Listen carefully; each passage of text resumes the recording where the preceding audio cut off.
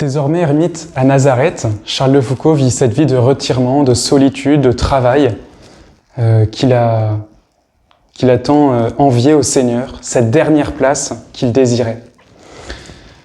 Que vit-il intérieurement? Qu'est-ce que cela peut nous apprendre pour notre propre vie? C'est ce que nous allons voir maintenant. Charles de Foucauld est tiraillé par de nombreux désirs. C'est un homme qui est très entreprenant, qui est très créatif, et il a envie de devenir tertiaire franciscain pour se rapprocher des bonnes sœurs chez qui il est. Il a envie, parfois, en autre moment, de suivre la règle de Saint-Benoît pour mieux régler sa vie. Il désire aller quêter sur les routes pour subvenir aux besoins des sœurs. Il désire fonder des trappes partout en Orient pour convertir les musulmans. Il a envie de recevoir le sacerdoce pour offrir le saint sacrifice de la messe. Bref, il est pris par un brouhaha d'idées, de projets, bref, de bien des choses que son directeur spirituel, l'abbé Huvelin, a bien du mal à tempérer par toutes ses lettres, par toute sa prudence. Pourtant, au milieu de cette agitation, Charles de Foucauld reçoit une lumière très importante, qui est qu'il y a une profonde unité entre les vies érémitiques, apostoliques et communautaires, celle de Nazareth. À quoi tient cette unité de ces différents états de vie? Eh bien, elle tient au fait que le Christ les a successivement vécus, et il les a vécus à chaque fois pour exercer le plus d'amour possible. Notre Seigneur a vécu la vie érémitique et est parti au désert pendant 40 jours, ce que nous vivons durant ce carême, pour être seul avec Dieu. Il livrait au seul amour de Dieu, à la seule prière, à la seule contemplation du Seigneur. Il a encore parcouru les routes de Palestine durant 3 ans pour annoncer cet amour. Pour annoncer cet amour à Israël et à toutes les nations, pour prêcher la bonne nouvelle du royaume.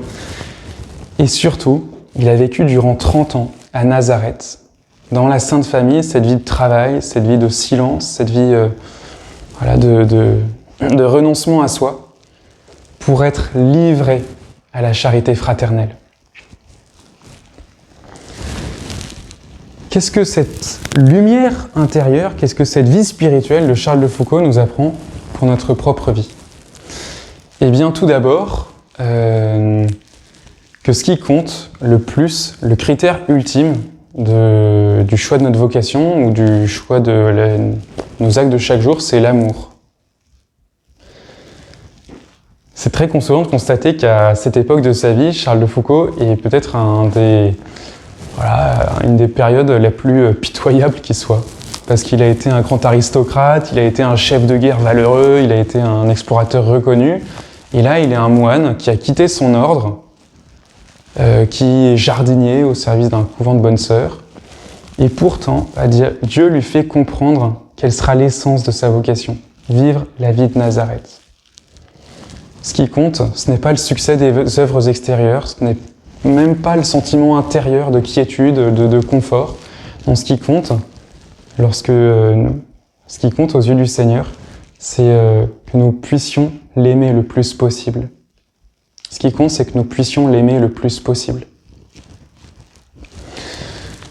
Deuxième chose que nous pouvons retenir de Charles de Foucauld, eh bien, c'est que le moteur principal de notre vie spirituelle, ce n'est pas nous-mêmes, ce ne sont pas nos pensées, nos plans, nos désirs, etc.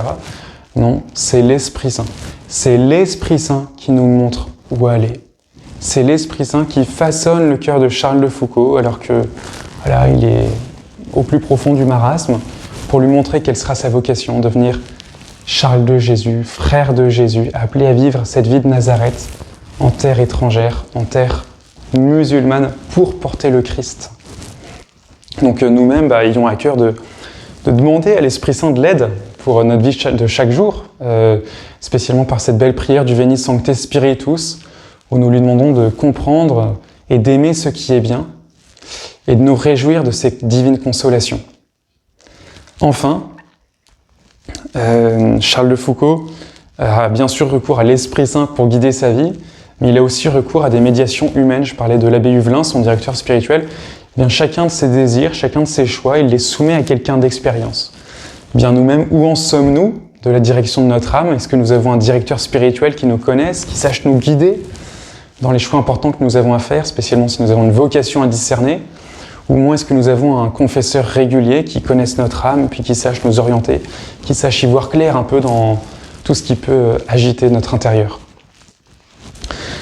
Que Charles de Foucauld nous aide à mener une vie entièrement soumise à l'amour, guidée par l'Esprit Saint et par la médiation de son Église. C'est ce que nous pouvons demander au nom du Père, du Fils et du Saint-Esprit.